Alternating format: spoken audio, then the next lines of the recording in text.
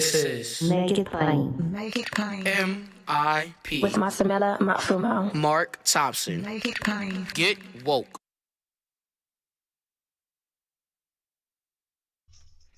Quarter before the hour. Joining us now. All right. I'm fired up. Our brother's here.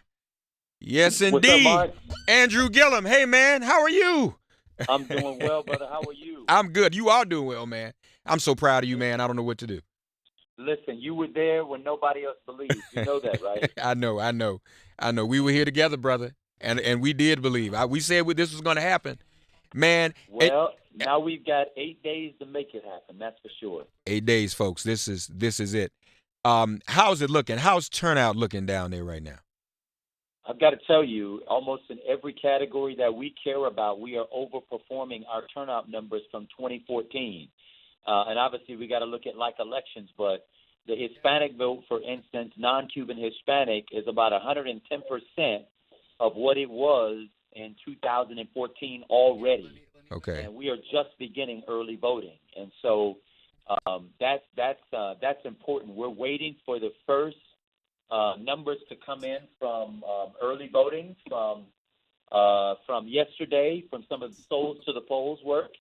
So we'll have a better sense of that later today. But I got to tell you, if these crowds that we're seeing at rallies that we've been doing around the states are any indicator, we feel really good that this is going to be a high turnout election, and we believe that is going to inure to our benefit.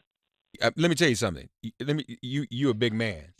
Is in my understanding, you have two potential presidential candidates coming down to campaign for you today, and Kamala Harris and Eric Holder. Yeah.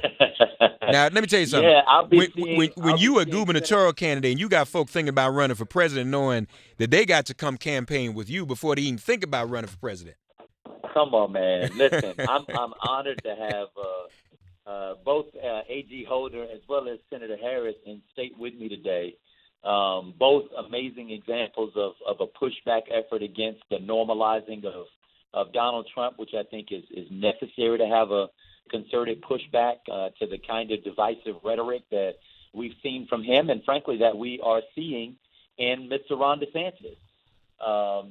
In my opinion, we're going to not only show Mr. DeSantis that politics is wrong for this state, but we're going to show President Trump through our winning that we're done with that mess.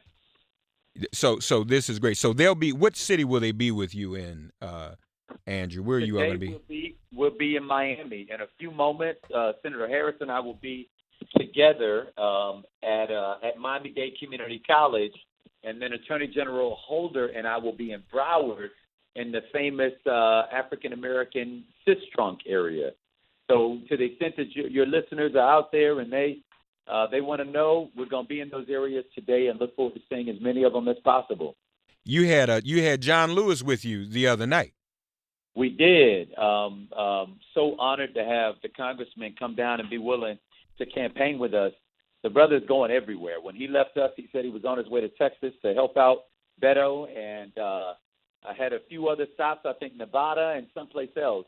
Everybody is leaning in. They understand what is at stake in these elections, and thanks to that, I think we're going to have an extremely strong turnout, and I believe we're going to win this race.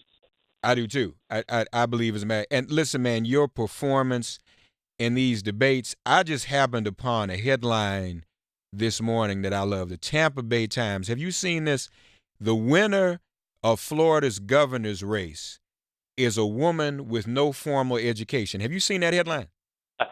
Let me guess, my grandmother. That's right. Andrew Gillum's grandmother keeps offering up some of the best lines on the campaign trail, man. This is great. Yeah, I'm telling you, man, if there is advice that I would give to folks out there, it is listen to your grandmama. You never know when that sage wisdom might come into good use. It certainly has served me well, not only on this campaign trail, but all my life, to be quite frank. And it's rattled DeSantis. It's totally rattled him. There's a lot that has rattled him. He was asked why it was that he couldn't bring himself to call me by my proper name or title Right. the other day. And he was asked by the reporter whether or not that was symbolic of the degradation of our political discourse. And he shot back, "Did you hear him? He called me a dog." Yeah. And I said, imagine that at this stage in the race, you're taking sayings like "a hit dog will holler" and attempting to use that as some kind of a political hit. It was the truth. The man went off his rocker simply because he was called on his association with racists. Yeah. Which are, by the way, accurate and true assessments. Yeah. Yeah. They most certainly are. As you go from city to city, again, when voters approach you and they want to support you, what are they asking you to do when you become governor? What's the top priority they're asking of future Governor Andrew Gillum? Without a doubt, they want Medicaid expansion. Okay. Without a doubt, there are, and I think 1 in 5 Floridians don't have access to health care right now. They're getting it through emergency rooms. We have the opportunity to expand access for over 800,000 of the most medically needy people in our state simply by accepting Medicaid expansion money from the federal government. By extending access, we'll pull down about $6 billion from the federal government that right now is going to other states, all because we disagree with the Affordable Care Act. Right. It doesn't make sense. As I've told the people of our state, that the job of governor of the state of Florida is to do what's in the best interest of the people of our state. It's my job to expand Medicaid because it is in the best interest of the people of Florida. Yeah, absolutely. Also, we've got some other big news. This Friday, the man is coming in, isn't he? Big O. Barack Hussein Obama will be with us in Florida on Friday, everybody. Yeah. Come join us. Yeah, that's going to be something. And you know what? I'm trying to work it out, brother, to take you up on that. There's a strong possibility I'll be there Friday, too. Come on down, brother. It's going to be a good time. It'll be pretty epic. You don't want to miss it. No, and all of this is epic and historic. We look forward to it. We've been telling everyone to get out and vote for you. Every time I get a call from Florida, I make sure that person's voting for you. I think you've got this, man. We sat here together. People didn't believe that you had it in the primary, and we called it right here. We called in this one, too. Brother, listen, then let your words be prophetic and go forth. We're going to do everything that we can in the last 8 days to pull out every vote that we possibly can. Specifically to the African-American vote, we need that vote to turn up a little bit more than what it has previously.